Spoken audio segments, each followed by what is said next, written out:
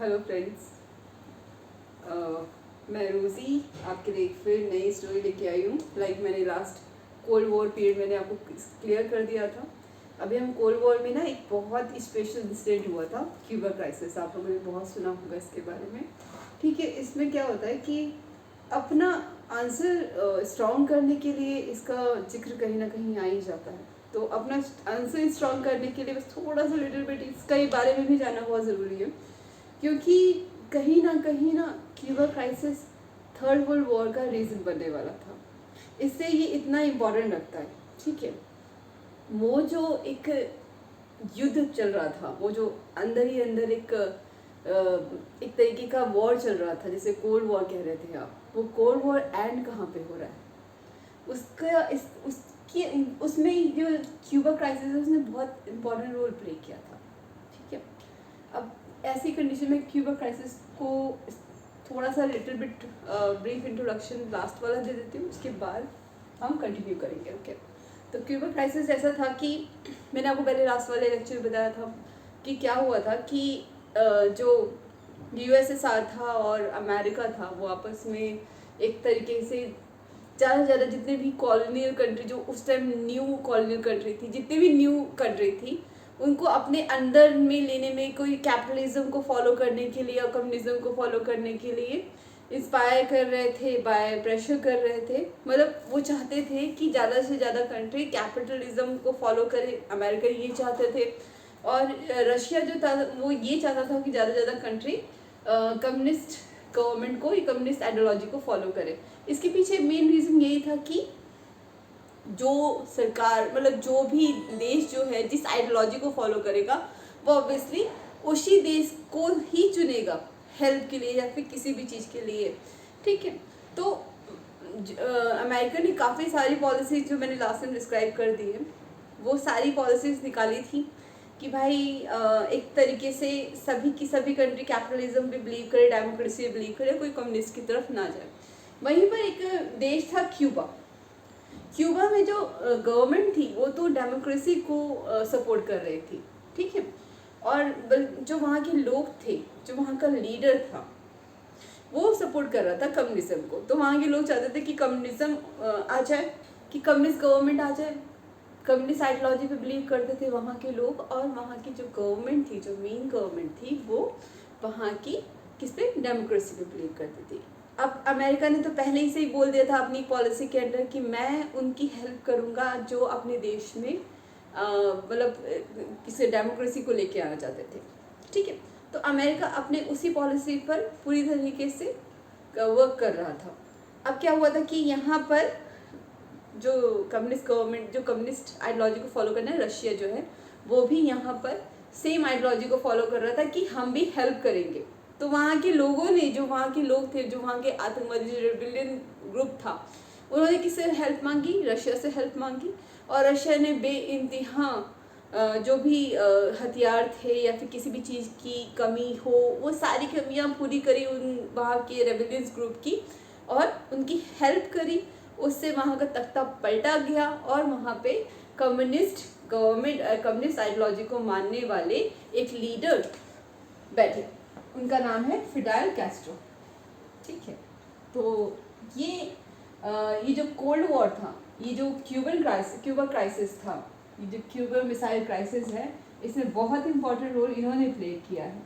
क्योंकि अब जो क्यूबा के अंदर जो अमेरिका से सटा हुआ, अब देखिए दिक्कत क्या थी कि अमेरिका और रशिया के पास, जो अमेरिका के पास जो भी मिसाइल थी, उसका जो रेंज था वो बहुत ज़्यादा बड़ा था कि कोई, मतलब अगर यहाँ से कोई मिसाइल छोड़ी जाती है वो रशिया में जा सकती है। मगर रशिया ने जो मिसाइल, रशिया ने भी न्यूक्लियर पावर बन चुका था उस टाइम पे, उसने भी काफ़ी सारी मिसाइल इन्वेंट करी थी, मगर उनको ये कॉन्फिडेंट नहीं था कि अगर वो लोग मिसाइल छोड़ेंगे तो वो यूएस तक जाएगा या उसकी रेंज से पहले ही ख़त्म हो जाएगा।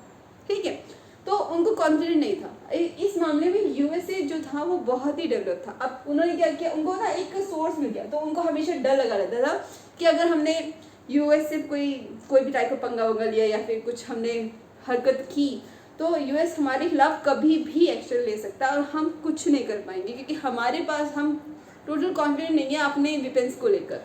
तो अब क्या हुआ था कि अमेरिका हमेशा डराता रहता था, एक तरह से डरे रहते थे, मगर यहाँ पे जब क्यूबा जो अमेरिका के पास का नियर बाय ही था स्टेट, तो जब इस पे कंट्री पे जब कहते हैं यहाँ पे जब फिडेल की गवर्नमेंट आई, तो ये यूएस साथ जो जिन्होंने काफ़ी पहले हेल्प करी थी, उनको लगा कि अब हमें सपोर्ट मिल गया, ठीक है, अब हम अमेरिका पे कंट्रोल कर सकते हैं। तो इन्होंने क्या किया, फिडेल की हेल्प से उन्होंने फिडेल मतलब क्यूबा में काफ़ी जगह पर न्यूक्लियर मिसाइल्स को सेटअप करवाया, काफ़ी सारी मिसाइल्स को सेटअप करवाया, ठीक है।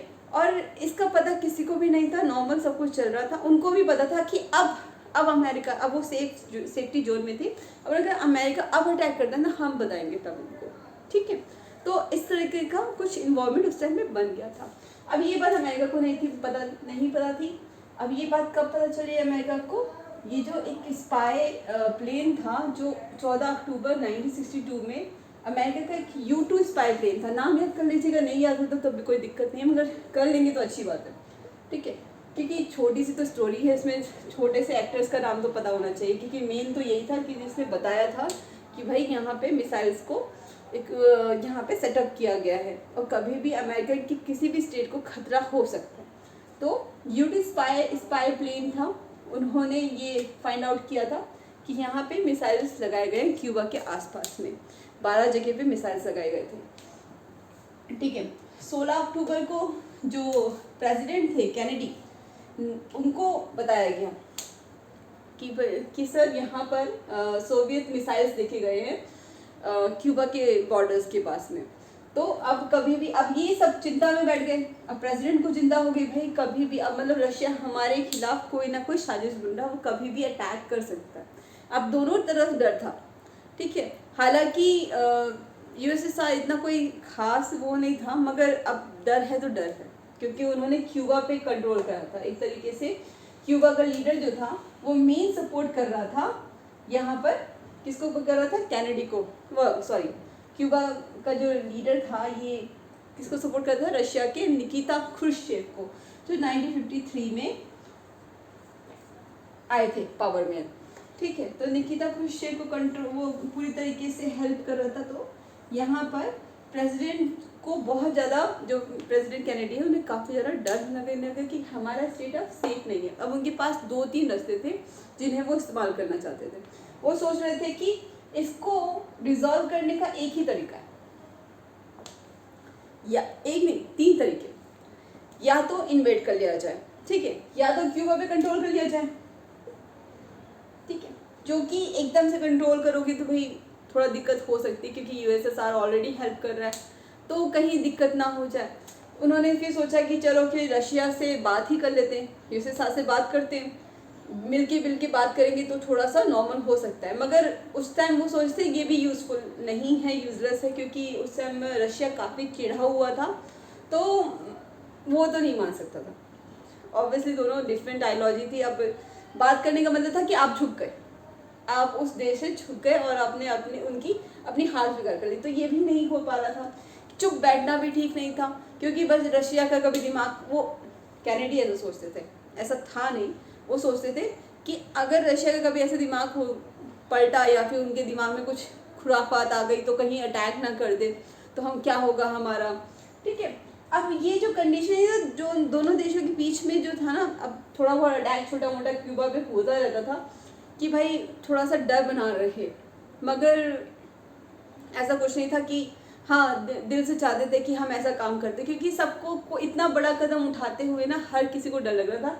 जब आपके सामने एकदम सामने से खाई हो तो आपको आगे बढ़ने में डर लगेगा, बिल्कुल वैसे ही प्रेसिडेंट कैनेडी के साथ में हो रहा था, ठीक है, कि अब 2 देश मिलकर उसके सामने खड़े हो और वो कभी भी अटैक कर सकते हैं, वो भी न्यूक्लियर अटैक कर सकते हैं, ये डर बहुत ज़्यादा था। अब दोनों के बीच में तनातनी, अब पूरे वर्ल्ड को इस तरह का डर लगने लगा था कि कभी भी किसी भी दिन थर्ड वर्ल्ड वॉर क्रिएट होगा और सब खत्म हो जाएगा, ठीक है।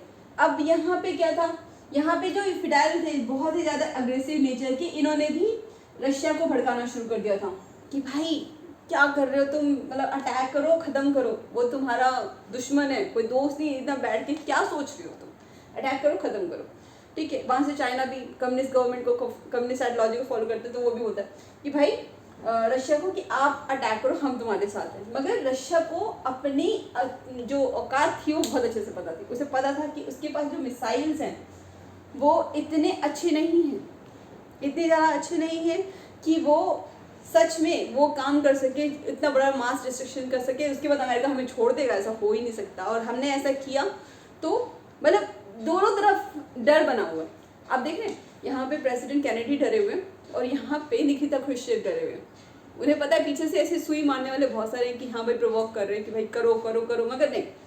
यहाँ पर क्या है कि प्रेसिडेंट कैनेडी हैं वो काफ़ी ज़्यादा डरे हुए हैं, वहाँ निकिता क्रुश्चेव डरे हुए हैं। अब वो सोच रहे हैं कि हमने अगर ऐसा काम किया तो गड़बड़ हो जाएगी। अब पता क्या होता है कि एक मेन टाइम पर एक मेन टाइम आता है 28 अक्टूबर। वैसे तो बहुत सारे इवेंट्स आते हैं मगर ये मेन टाइम है जब प्रेसिडेंट जो होते हैं कैनेडी कहते हैं अब जो होगा आर या पार देखा जाएगा, हम एक काम करते अटैक करते हैं क्यूबा पे। क्यूबा पे अटैक करके हम कहते हैं हम इसकी जो कंट्री है उसको अपने अंडर में ले लेते हैं, फिर तो हमारी गवर्नमेंट होगी और क्यूबा मिसाइल कुछ भी नहीं, मतलब वो जो रशिया है वो कुछ भी नहीं करेगा। या फिर हम एक काम करते ब्लॉकेट कर देते हैं, ब्लॉकेट कर देते क्यूबा के बॉर्डर को। ठीक है, तो पहले तो उन्होंने ब्लॉकेट ही कर दिया था क्यूबा के बॉर्डर को। ब्लॉकेट का मतलब क्या होता है कि उन्होंने पूरी तरीके से रशियन जो भी आर्मामेंट सप्लाई हो रहे थे या फिर आ रहे थे जा रहे थे उन्हें ब्लॉक कर दिया था सकते। ठीक है, क्यूबा में तुम एंट्री नहीं कर सकते।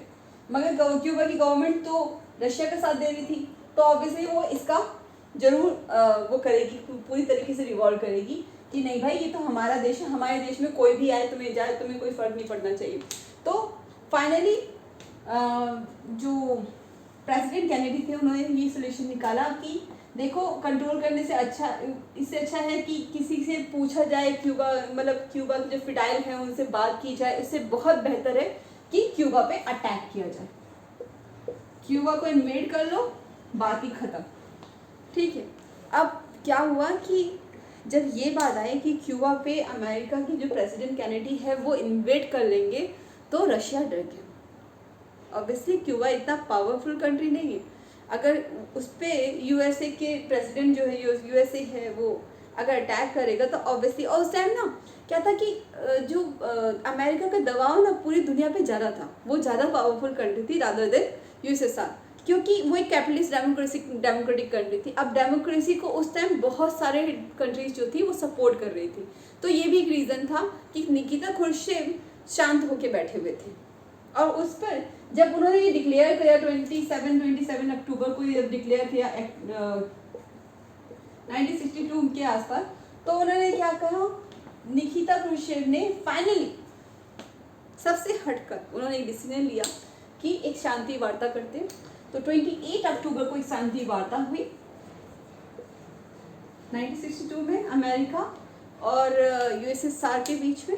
ठीक है, अब अमेरिका ने थोड़े से तो नखरे दिखाए कि हाँ भाई अब आया ऊँट पहाड़ के नीचे टाइप। ठीक है कि हाँ भाई अब हार मान लिए, सुविध ने देखो खुद ही हाथ मिला रहा है, हाँ डर गया। तो वो संधि के थ्रू जितने भी मिसाइल्स लगाए गए थे उसे दूर किया गया और शांति वार्ता पे वहीं से इन दोनों के बीच का जो झगड़ा चल रहा था ना वो ख़त्म हुआ। हालांकि अभी भी थोड़ा बहुत कसक होती है ना, थोड़ी बहुत कि हाँ भाई इसने मेरे साथ वो किया था ऐसा, वो तो आज भी है। मगर जो ये मिसाइल था ना न्यूक्लियर, क्योंकि दोनों ही जानते थे कि अगर हमने ऐसा काम किया तो पूरा का पूरा वर्ल्ड तबाह हो जाएगा। पूरा वर्ल्ड ही नहीं तबाह होगा, हमारी कंट्री भी तबाह होगी, हमारे पास कुछ नहीं बचेगा। तो उस चीज़ से ना दोनों पावरफुल कंट्री थी, बहुत ही रिस्पॉन्सिबल कंट्री थी, दोनों ये समझते थे इस बात को, इसलिए दोनों ने ऐसे 28 अक्टूबर में एक संधि के थ्रू ये सब कुछ ख़त्म कर दिया। और क्यूबा क्राइसिस, जो क्यूबा मिसाइल क्राइसिस थी, वो थर्ड वर्ल्ड वॉर में कन्वर्ट होते होते रह गई। ठीक है, अगर ऐसा ही होता, अगर प्रेसिडेंट कैनेडी भी हार मान जाती या फिर खुद निकिता क्रुश्चेव दिमाग से काम नहीं लेते और उन्होंने बाकी कंट्री की जो थी कहते हैं ये फिडाइल के कहने पे या फिर चीन के कहने पर, चाइना के कहने पर उन्होंने अगर अटैक कर दिया होता तो आज दुनिया का नक्शा कुछ और होता। ठीक है, तो आज का लेक्चर यही ख़त्म होता है। तो आई होप आज का लेक्चर भी आपको बहुत अच्छे से समझ में आ गया होगा। मैंने ज़्यादा टाइम नहीं लिया तब, क्योंकि ज़्यादा टाइम लेते हैं तो इतने बड़े टॉपिक पे इतना टाइम लेना बेकार है, मुझे ऐसा लगता है। ठीक है, इतना छोटा सा टॉपिक है, उसको सिर्फ समझना ज़रूरी है कि वो क्यों हुआ था, कोल्ड वॉर की वजह से हुआ था।